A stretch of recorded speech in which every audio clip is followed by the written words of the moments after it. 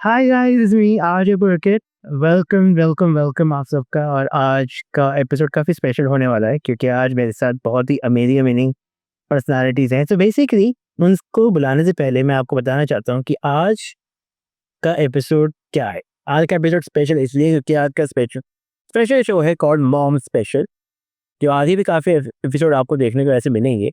तो आज मुझे ऐसा लगता है कि आज का जो एपिसोड है वो उसकी शुरुआत मम्मी से करनी चाहिए, और वो ऐसी मम्मी जो एक स्टार की मम्मी है। मुझे ऐसा लगता है कि इंस्टाग्राम की स्टार है वो, और वो उनकी मम्मी है। तो लेट्स वेलकम बिनाना खुराना एंड उनकी मम्मी नीरजा खुराना। वेलकम।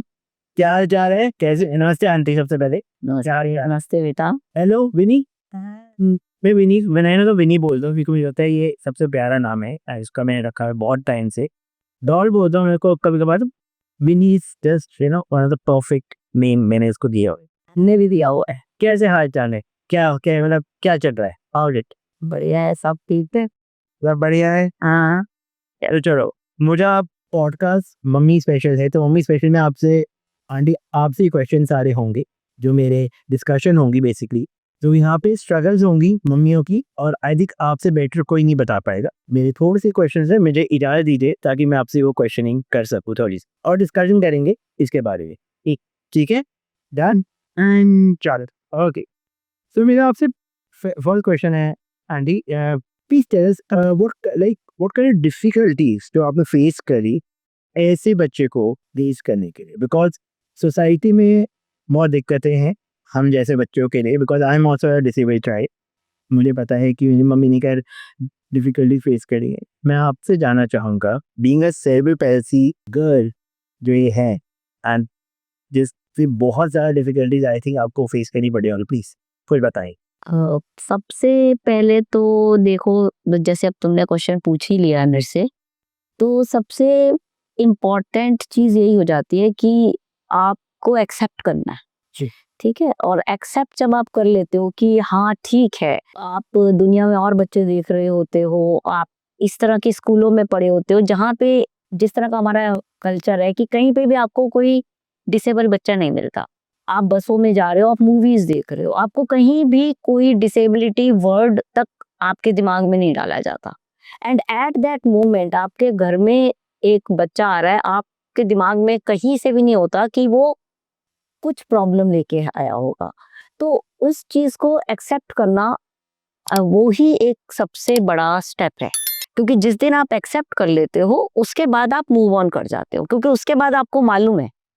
ठीक है, तो मुझे भी जरूर शुरू में नहीं समझ में आ रहा था। अभी मतलब थोड़ा सा इंटरप्ट करना चाहूँगा। When she was born, how was your reaction? तब तो एज ए मदर बहुत प्यारा रिएक्शन था। बहुत प्यारी बच्ची मेरे घर आई, यस, और इतनी स्वीट, इतनी ब्यूटीफुल, और इसकी स्माइल तो बस ऐसे कि हम लोग स्टार है, और ये बहुत ही हम सब खुश रहते थे। और खैर आज तक हम खुश ही हैं। और लेकिन मुझे थोड़ा सा यही हुआ कि जब वो अर्ली स्टेजेस में नहीं बैठ पा रही थी, टाइम से नहीं बैठ रही थी, या जो माइलस्टोन्स होते हैं वो कवर नहीं हो रहे थे, तब थोड़ा सा आई थिंक 1 साल ही लग गया होगा इन सब चीज़ों तक पहुँचते-पहुँचते कि अच्छा कुछ है।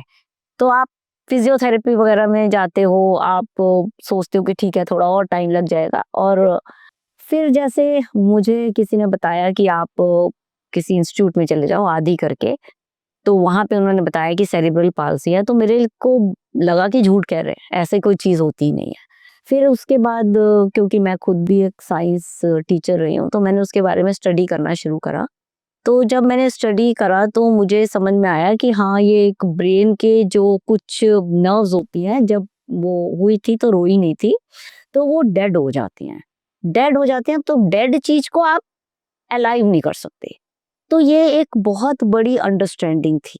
इतनी बड़ी अंडरस्टैंडिंग थी कि उसके बाद लोग मुझे बोलते रहते थे कि आप ये वाला तेल लगाओ, आप ये वाली मालिश करो, आप ये वाले पंडित के पास ले जाओ, इधर ले जाओ, इधर। तो मैंने इन चक्करों में ना पड़ी नहीं। पढ़े नहीं। 1-2 बार अगर पड़ी, वो भी इसलिए कि मुझे घूमने जाना है। इतना तो ये रहा कि चलो ठीक है, इन्होंने बोला। उन दिनों कुछ सीरियल आया करता था टीवी में, सोचो या मानो या ना मानो, उन दिनों भी कुछ चला, किसी ने कहा कि देहरादून में कोई आया हुआ है, तो हमने कहा चलो ठीक है घूमना हो जाए। मानो या ना मानो, हाँ, तो इरफान खान तो उसमें कुछ आते थे इस तरह की, कोई था जो लोगों को ठीक कर देता है। तो बल्कि मेरे को इतनी टेंशन होती थी उस समय कि मैं विन्नी को ले जाके ऐसे किसी, जैसे कई पेरेंट्स होते हैं कि अरे बेटा तुम इनसे मिलोगे या ऐसे इसके यहाँ मत्था टेकोगे तो तुम ठीक हो जाओगे। तो मतलब इतनी मैंने फॉल्स होप दी ही नहीं। मैंने इसको वहां जाते ही भी बोल दिया, मैंने कहा बेटा आप अंदर जा रहे हो, आराम से जाना, वापस आ जाना, कोई टेंशन की बात नहीं है और कोई भी थॉट ऐसा लेने की जरूरत नहीं है। और मजाक मजाक में तुम जाओ और मजाक मजाक में बाहर आ जाओ, क्योंकि अब सब बोल ही रहे हैं, फोर्स कर रहे हैं, तो ठीक है हम चले जाते। तो मतलब ये चीज मेरे लिए इसलिए भी इम्पोर्टेंट हुई क्योंकि इसके साइमल्टेनियसली मैं कुछ बच्चे और देख रही थी, हाँ, उनके पेरेंट्स से मेरी बात होती थी, तो वो कोई थेरेपी निकली है, कोई कुछ निकला है, कोई ऑपरेशन निकले हैं, तो उन चीजों के लिए वो पेरेंट्स जा रहे थे। और कभी उनकी लेग का ऑपरेशन हो रहा है, बच्चा 1 साल तक, क्योंकि ऑपरेशन के बाद आप उसके बाद रिहेबिलिटेशन वगैरह सब कुछ चलता है, तो इन सब चीजों में बच्चों का टाइम जा रहा था। तो मुझे ये देख के लगा कि नहीं, मैंने अपने बच्चे का टाइम वेस्ट नहीं करा। और उसको पढ़ने का शौक है, ये मुझे बहुत जल्दी शुरू में ही पता चल गया था, बिकॉज मैं नई किताबें लाती थी, उनको लेके ऐसे क्रेजी बैठती थी। मुझे आज भी याद है, एक एक किताब खोल के देखेगी, मुझे अभी सिखा दो, और फिर उसके बाद कि मुझे क्वेश्चन पूछो इसके। तो मैं बड़ी हैरान होती थी, मैं कहती थी अरे ये तो कमाल है, हम तो कोई ना कहेंगे क्वेश्चन पूछे। तो मुझे अंदाजा हो गया कि इसको पढ़ने का शौक है और इंटेलिजेंटली ये समझती भी थी। हाँ, तो वो एक मेरे लिए बहुत बड़ा स्ट्रेंथ गया मिली, बिल्कुल। तो मैंने कहा ठीक है भाई अब, और अच्छा ही लगता था पढ़ाना और पढ़ना। मैं तो खुद ही एज ए टीचर हूँ, तो और इसका भी शौक रहा पढ़ने का, तो फिर हम लोग चलते चले।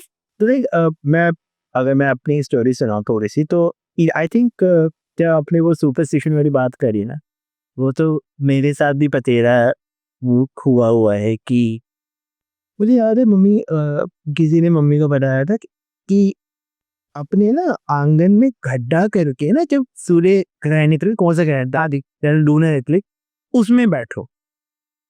मतलब फिर कितनी बार मम्मी से मेरे को उसमें इस टाइप की भी मम्मी ने चीजें बहुत करी है, बट एक बार वे मम्मी को लगा यार कुछ नहीं होता है इसलिए। हाँ एग्जैक्टली। मतलब जो चीज मिल गई है एक्सेप्ट करो और आगे बढ़ो, अब जो हो गया हो गया, अब आप दिस आर लुकिंग बैक। तो उस टाइम में ऐसी बहुत सारी सुपरस्टिशन मेरे साथ भी, मम्मी के साथ बहुत हुई हैं, ये कर लो ऐसा हो जाएगा, ये मालिश कराओ, कितने साल तो मेरी मालिशें होती रही हैं। चलो अच्छी बात है, ताकत तो आ गई। और ताकत ही आई है और कुछ नहीं हुआ।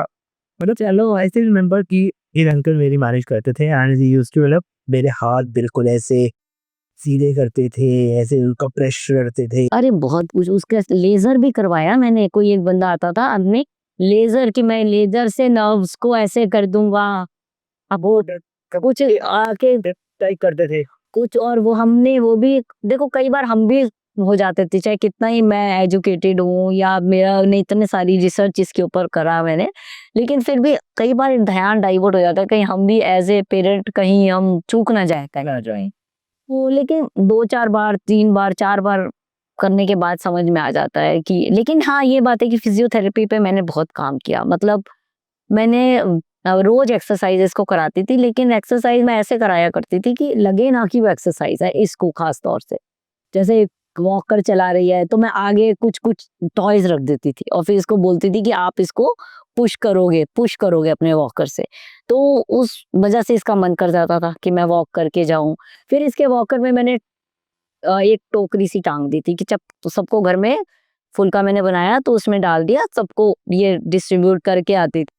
तो उस तरह की छोटी मोटी चीजें और के थ्रू ही हमने कोशिश करी, लेकिन ये मेरे दिमाग में जरूर रहता था। जैसे एक डॉक्टर ने तो ऐसे भी बोल दिया था कि जिस कंडीशन में आपका बच्चा हुआ है, मतलब मेरे को आज भी मतलब ऐसा सोचती हूँ, उन्होंने बोला कि ये तो बिल्कुल वेजिटेबल है और अब तो आप इतना भी कर रही है, ये भी बहुत है। जब हम आदि में गए थे तब की मैं बता रही हूँ, तब तो कह रही थी ना, मैंने सुनी थी, मैंने आज बताई है ये बात। तो तब डॉक्टर ने ये बात बोली थी। तो मैं मैंने तो ध्यान नहीं दिया उसकी तरफ, मैंने कहा छोड़ो, बोलने दो इसको। और फिर मैंने उसी समय मतलब कुछ चीजें ना ऐसे, अब एक और मदर जा रही थी अपने बच्चे का हाथ पकड़ के, तो मैंने विन्नी को बोला, मैं कहा तू अगर इस तरह से हाथ पकड़ के भी चल लेगी ना तो कि मुझे तो उतना ही बहुत हो जाएगा। और फिर खैर इसने भी कोशिश करी, थोड़ी बहुत एक्सरसाइज अपने आप हुई, लेकिन चलो चलता रहा। और बहुत ये तो है ही कि मुश्किल तो सबके लिए रहती है, लेकिन आप नोट भी करो, मैं जरूर ये बात बोलना चाहूंगी, जैसे आपने बोला कि ये मदर्स के लिए है, कि हर एक मदर की अपनी जर्नी होती है। जरूरी नहीं है कि हमारा बच्चा अगर डिसेबल है तो उनकी जर्नी ठीक है, थोड़ी कुछ वजहों से स्पेशल हो जाती है, लेकिन हर मदर के लिए उनका बच्चा वाकई ही एक सरप्राइज ही है, जिसको कि अलग तरीके से आपको हैंडल करना ही है। जी। तो मैं और बहुत सारे ऐसे मुझे याद आ रहे हैं, मतलब काफ़ी वाक़यात हैं, मैं आपको आगे बताता हूँ। एक वाक़या बड़ा फ़नी सा था। फ़नी भी नहीं कह सकते, मतलब मम्मी के लिए शॉकिंग था कि वो मैं आगे बताता हूँ। Being a like being a mom, how you feel as society में आपको ऐसा लगता है कि गवर्नमेंट बॉडीज़ हों, चाहे सोसाइटी हो या कुछ भी हो, अवेयरनेस की ज़रूरत है? हाँ, अब आज की डेट में तो मुझे फिर भी लगता है, जब से ये इंक्लूजन के ऊपर काम हुआ और थोड़ा-सा जो मोदी जी आए उन्होंने दिव्यांगजन वगैरह करके किया, तो हाँ, कुछ काम होने लगा। लेकिन पहले सिचुएशन ये थी कि लोग बिल्कुल भी अवेयर नहीं थे। मतलब उनके लिए बिल्कुल ही सरप्राइजिंग हो जाता था, तो उस समय मेरे लिए सिचुएशन बहुत मुश्किल हो जाती थी कि मैं कोई आके सामने से कोई कमेंट बोल के जा रहा है, मैं अपने बच्चे का कॉन्फिडेंस कैसे मेंटेन करूं, क्योंकि ये चीज़ें लैक करती हैं। क्योंकि कोई आपको क्रिटिकली देख के जा रहा है या कोई कह के जा रहा है कि आप क्यों बच्चे को बाहर लेके घूम रहे हो, या आप यहाँ किस लिए लेके आए हो, आपको पता है कि ये तो मॉल किस लिए ले आए हो। मतलब लोग अपनी तरफ से तो सोचते हैं कि शायद हम कंसर्न है, अच्छा ही बोल रहे हैं, लेकिन उन चीजों का बहुत ज़्यादा बच्चे के ऊपर इफ़ेक्ट पड़ जाता है, उसके कॉन्फिडेंस के ऊपर। तो मुझे वहाँ पे थोड़ी-सी मेहनत ये होती थी कि मैं फिर विन्नी के साथ मिलके, जैसे एक बहुत ही बुजुर्ग लेडी आई, उन्होंने बोला कि विनय ना आप को क्या हुआ है, आप ठीक हो जाओगे, मैं प्रेयर करूँगी, आप ठीक हो जाओगे। तो फिर मेरे को एकदम शॉक लगा, मैंने कहा ये बात सुन के तो ये बच्चा मेरा खड़ा ही नहीं हो पाएगा। तो मैंने इसको ये बोला, मैंने कहा देखो विन्नी आंटी देखो कितनी बुजुर्ग हैं, चलो हम भी उनके लिए प्रेयर करें, वो भी यंग हो जाए। तो इस तरह से हम बोल के हंस के उस चीज को टाल देते और खत्म कर देते कि हाँ जब क्या ही है, तो करना पड़ जाता है जरूर, मतलब थोड़ा सा तो मेहनत होती है। मेन जो होता है कि कॉन्फिडेंस बच्चे का या लूज नहीं होना चाहिए, उसको लगे कि मैं कुछ कर सकता हूँ और वो हमेशा आगे देखे। जैसे तुमने खुद ही बोला अभी कि पीछे तो जो हो गया सो हो गया, अब हमें आगे का सोचना है। आगे जितना आप आगे देखोगे, आप ये देखो कि पोटेंशियल क्या है, क्या कर सकता है। अगर आप यही सोच के रोते रहोगे क्या नहीं कर सकता, क्या नहीं कर सकता, तो आप जिंदगी में कोई भी आगे नहीं बढ़ सकता। हर इंसान में अगर कुछ कमी है तो कुछ खासियत जरूर है, तो अगर हम उस खासियत पे वर्क करेंगे और उसको फुल पोटेंशियल तक ले जाएंगे, तो हर कोई कुछ ना कुछ कर सकता है। ओके, बिनीना कैसी हो? वैसे क्वेश्चन आपके लिए भी है कि गवर्नमेंट बॉडीज और बहुत सारे ऐसी ऑर्गेनाइजेशन हैं, हम कहाँ लैक कर रहे हैं सोसाइटी में, है ना? कुछ ये लोग मतलब गवर्नमेंट बॉडी जब ये कांड बेसिक जो है वो बेसिक हमें एजुकेशन पर काम करना चाहिए। जब तक portion receivete educatiiola hotel usamane la life क्या है दो उन्होंने चाहे इंक्लूड जैसे मम्मा बताएगी तो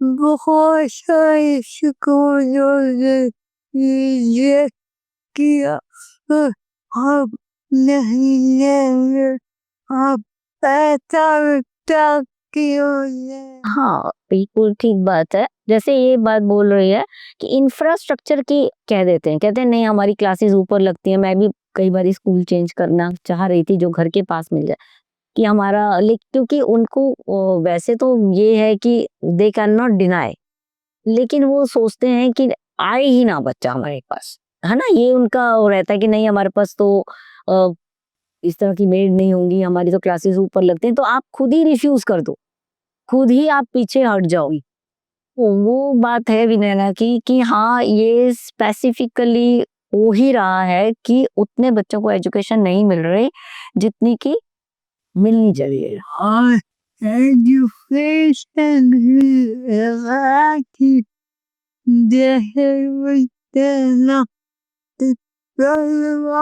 है जिससे आप लाइफ को जिंदगी में मतलब आप देखो ना, आपके पास जब एजुकेशन है, जैसे विनयना बोल रही हैं कि मतलब आप, जैसे मेरे को भी बीच-बीच में ऐसा हो जाता है कि अब क्या करेगी? क्या करे? बोर हो रही है, कैसे इसको बिज़ी रखा जाए? क्योंकि जैसे नॉर्मल होते हैं बच्चे, उनके पास 100 चीज़ें हैं करने को। वो कभी फ्रेंड्स के साथ पार्टी कर रहे हैं, दोस्तों के साथ घूमने जा रहे हैं, और कुछ नहीं तो आउट ऑफ स्टेशन जा रहे हैं, कुछ भी, they are busy with their lifes. तो अगर आपके साथ कोई मूवमेंट की प्रॉब्लम है या कुछ और तरह की प्रॉब्लम है, तो आप उतना फ्रीली जो है वर्ल्ड को एंजॉय नहीं कर पाते। तो आपके लिए वर्ल्ड थोड़ा सा जो होता है, आप कह सकते हो कि सिकुड़ जाता है।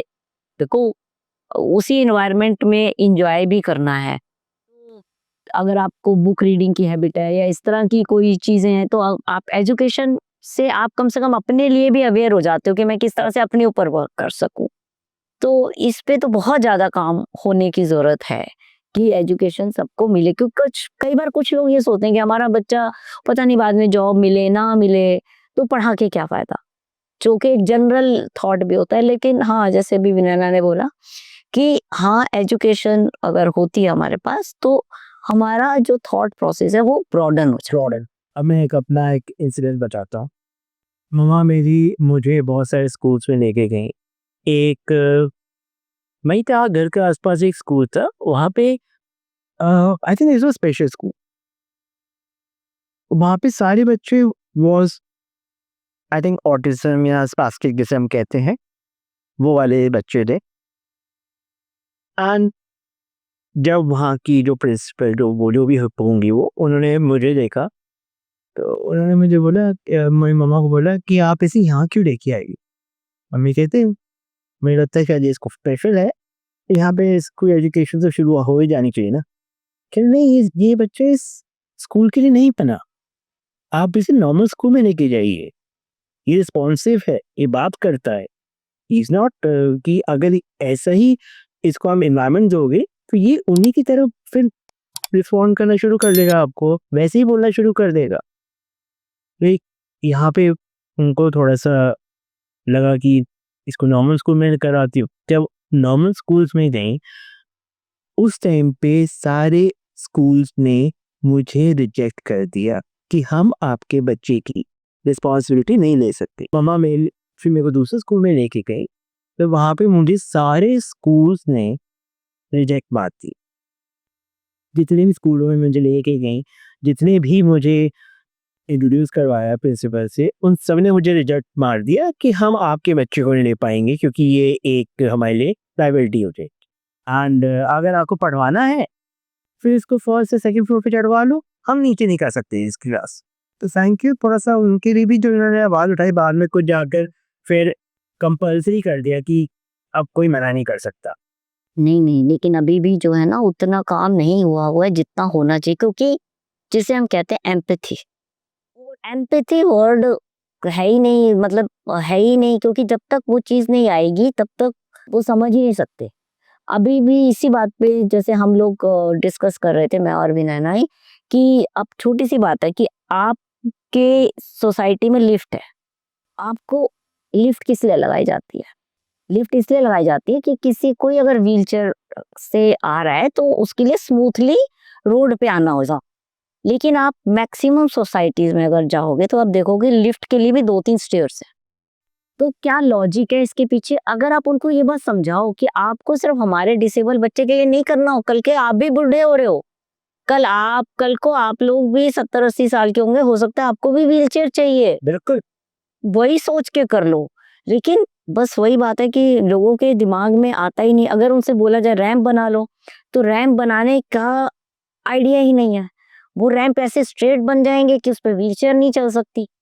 तो मतलब उन्हें अभी ये जो चीजें हैं ना, ये काफी अभी बिल्कुल जिसे कहते हैं कि बहुत स्मॉल उस पे हैं, मतलब ग्रो करेंगी जरूर, मैं कह सकता हूँ, लेकिन अभी it is still in a seed form. Knowledge नहीं है। हाँ, मतलब लेना भी नहीं चाहते। ठीक है, ये तो बहुत ये बड़ी प्रॉब्लम है। तो ये छोटी छोटी चीजें हो जाती है। हल्की सी नाली आ गई, हल्की से देख लो, रेस्टोरेंट जो ग्राउंड फ्लोर पे है, अपर ग्राउंड पे होते हैं 4 सीढ़ियाँ, फिर लेफ्ट होती है। और रैंप अगर बना हुआ है तो रैंप कभी कभार टेढ़ा बना हुआ है, कभी ऐसा बना हुआ है कि आप उस पर नीचे चढ़ा ही नहीं पाओगे। नहीं चढ़ा सकते।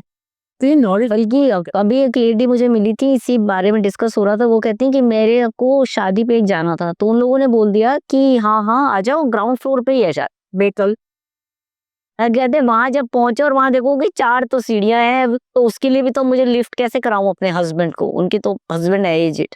लेकिन बात तो वही हो गई ना कि आपने इंफ्रास्ट्रक्चर बनाने की कोशिश तो की है, लेकिन आपको समझ नहीं आ रहा कि उसको कैसे स्मूथ करा जा सकता। या फिर ऐसे बोलते कोई नहीं, आ जाओ ले आओ, हम उठवा लेंगे, 4 लोग तो हम मिल जाएंगे ना कोई तो खा ही देगा। लोगों को समझना चाहिए इट्स अबाउट डिग्निटी ऑफ कि दो people don't want to lift themself. वो क्या बिल्कुल, हमें कोई उठा के कोई ले जाए जब हमारे पास व्हील चेयर है, हम सब कुछ खुद जाना चाह रहे हैं। सेम है, रोड्स पे भी यही है, रोड्स पे भी यही है। आपके जो फुट ओवर मतलब जो साइड में होते हैं, फुटपाथ जो होता है, उसको भी इन्होंने अब क्योंकि पहले मोटरसाइकिल की से मेरी बात हुई थी, उन्होंने कहा कि मोटरसाइकिल वाले उन पे चलने लग जाते हैं, तो उन्होंने बीच में बड़ी बड़ी वो रॉड्स लगा दी हैं ताकि मोटरसाइकिल ना जाए। लेकिन अगर कोई व्हीलचेयर वाला पर्सन है, वो उस फुटपाथ के थ्रू जाना चाहे, तो वो उसको यूज नहीं कर सकता। मेरे घर के, ये तो एग्जांपल मेरे घर पे के पास मेट्रो स्टेशन का हो रहा है। वही तो मैं कह रही हूँ, रैंप बनी हुई है। सब कुछ है। आई थिंक बड़े बड़े मोल्डर्स जो 4 रॉड वाले रोड वाले वो गाड़ दिए ने। अच्छा, मैंने डिस्कस की थी एक लेडी से, उनके हस्बैंड वो थे सिविल इंजीनियर। मैं कहा ये किस लिए लगवा दिया है? कि मोटरसाइकिल ताकि मोटरसाइकिल वालों को नहीं हम समझा सकते, हम उन्हें नहीं समझा सकते कि भाई ये किस लिए बनी है, क्योंकि वो तो उधर से ले जाएंगे। अब आप अपने घर में बैठे रहो। वो ये चाहते हैं कि कोई मोबाइल ना हो। ये क्या कर रहे हैं वहां पे 4 बड़े बड़े रॉड लगा दिए कि भाई वो मोटरसाइकिल वाले चले जाते हैं। क्यों? क्योंकि वहां से ना मेन रोड पड़ जाता है। मतलब मैं मेन रोड से जाऊं और वहां से मैं रैंप लूं, वो वाली रैंप खुली गई। मुझे वो आइडिया समझ नहीं आया कि मैं अपने जान हथेली में रख के वो इतना बड़े बसेस को सामने जाऊंगे। और बसेस वाले रुके हैं आपके लिए, है ना, लेकिन मोटरसाइकिल वाले हैं या साइकिल वाले हैं या रेड़े वाले हैं, वो नहीं, उनको आप उतार सकते। यही यही एक थी, मतलब छोटी छोटी चीजें हैं कि आप कहाँ किसको समझाने बैठे, तब उस समय लगता है।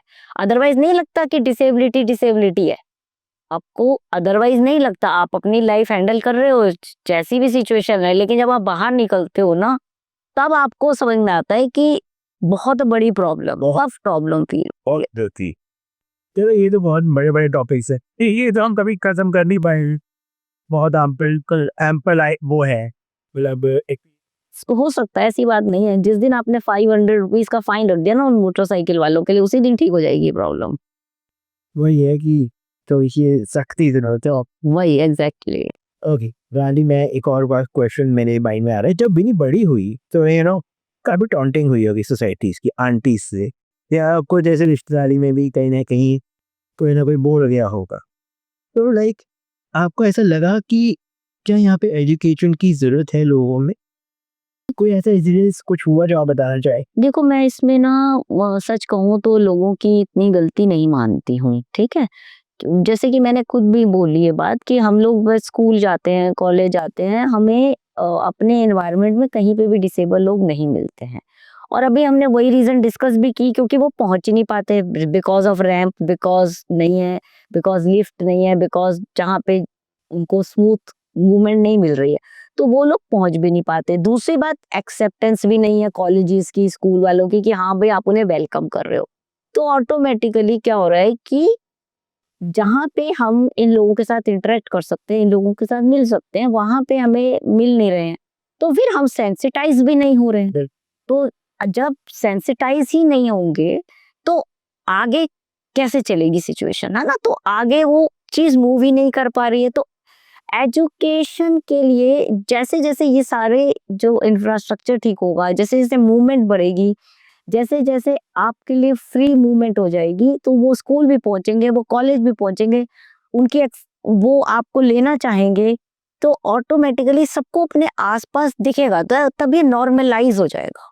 तो एक्चुअली प्रॉब्लम क्या है कि ये चीज़ नॉर्मलाइज़ नहीं हो पाती। आपने देखा किसी डिसेबल बंदे को, आप खड़े हो गए, हैरान होके, कि कोई एलियन आ गया ये, है ना? उनके लिए एक नई चीज़ हो गई, तो वो जब तक नई चीज़ है, तब तक वो चीज़ नहीं नॉर्मलाइज़ हो रही है, आपको उस पे वर्क करना है। उसको करने के लिए आपको इंफ्रास्ट्रक्चर ठीक करना है। बिलेना, same question to you also, या तुम्हें ऐसा कुछ फील हुआ कहीं पे, because you are very famous for this, क्योंकि आपके वीडियोस इस तरह से होते हैं, you know like you whenever you use kids such videos and aunty ji कुछ तो आंटी की सिर it's your main pet dialogue, अरे लाइक कुछ आप एक्सपीरियंस या कुछ शेयर करना चाहोगे या कुछ बोलना चाहोगे इस पे?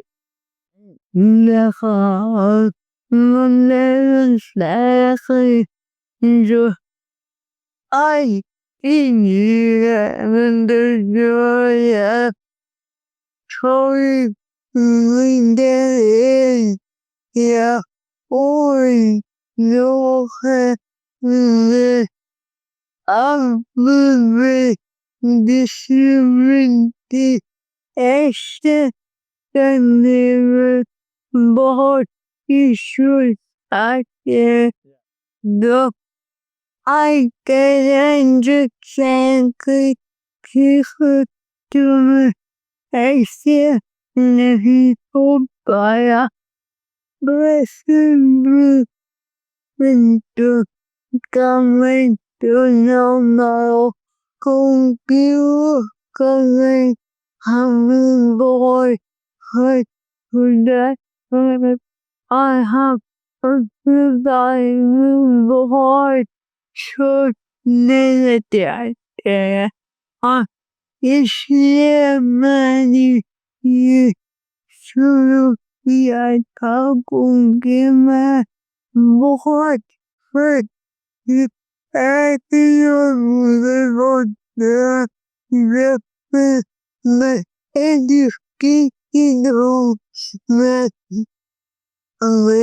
family enough to the Denver High Goodbye the no exit on कभी निकल जाते हैं तो एकदम से बहुत बहुत होता एकदम से बहुत छूट जाता तो इसलिए मैंने ये शुरू की बिकॉज वो काफ़ी हर्ट होती थी ऐसे कमेंट से, कहीं ना कहीं उसने एक शुरुआत कर दी और अभी भी कई बार कोई कमेंट मारता है तो अब तो ये बोल देती है चलो मुझे एक और एपिसोड नहीं क्या। अरे बड़ा मजा आता है मुझे एपिसोड तो आदि एक छोटा सा लाइक आई थिंक मैं ये एड मैं अपने तरह से कर रहा हूँ, बिकॉज क्या आपको लगता है कि ऐसी बहुत सारी मदर्स होंगी जो कहीं ना कहीं ऐसी सिचुएशन में होंगी और वो डील कर रही होंगी मेंटल हेल्थ से भी? आई थिंक आप बहुत अच्छा उठा सकते हैं, क्योंकि ये क्वेश्चन मैं इसके साथ कंबाइन कर रहा हूँ कि जो न्यू पेरेंट्स हैं, आपको भी काफ़ी मैसेज आते हुए मिले ना कि हमारा बच्चा ऐसा है, हमारी मेंटल हेल्थ ख़राब हो रही है, हमें बहुत दिक्कतें हो रही हैं, तो लाइक उनके लिए क्या आप यहाँ पे कुछ सजेशन या कुछ ऐसा बताना चाहेंगे या कुछ कहना चाहेंगे उनके लिए कि यार कोई बात नहीं, अब जो है सो है, बट अपने आप को मजबूत करो, कुछ ऐसा एनीथिंग, कुछ आप उनको बताना चाहिए, कुछ आपकी तरफ से कुछ आपके एक्सपीरियंस से आप कुछ कहना चाहिए? इसमें मैं ये बात तो बिल्कुल तुमने बोली पुलकित, जी। बहुत सही बोली है, क्योंकि आपके लिए बहुत ही मुश्किल होती है ये जर्नी। और कई सारी चीज़ें जब आप छोड़ते हो, जैसे मैंने भी अपनी जॉब छोड़ी, मैं as a PGT chemistry teacher school में थी। तो मुझे लगा कि वो सही नहीं रहेगा मेरे बच्चे की डेवलपमेंट के लिए, मुझे उसको सपोर्ट करने के लिए फुल टाइम रहना चाहिए साथ में। तो जबकि मैं काफ़ी करियर ओरिएंटेड थी, मैंने एमएससी करी दिल्ली यूनिवर्सिटी से यही सोच के कि मेरे को मतलब टीचिंग मेरा ड्रीम था।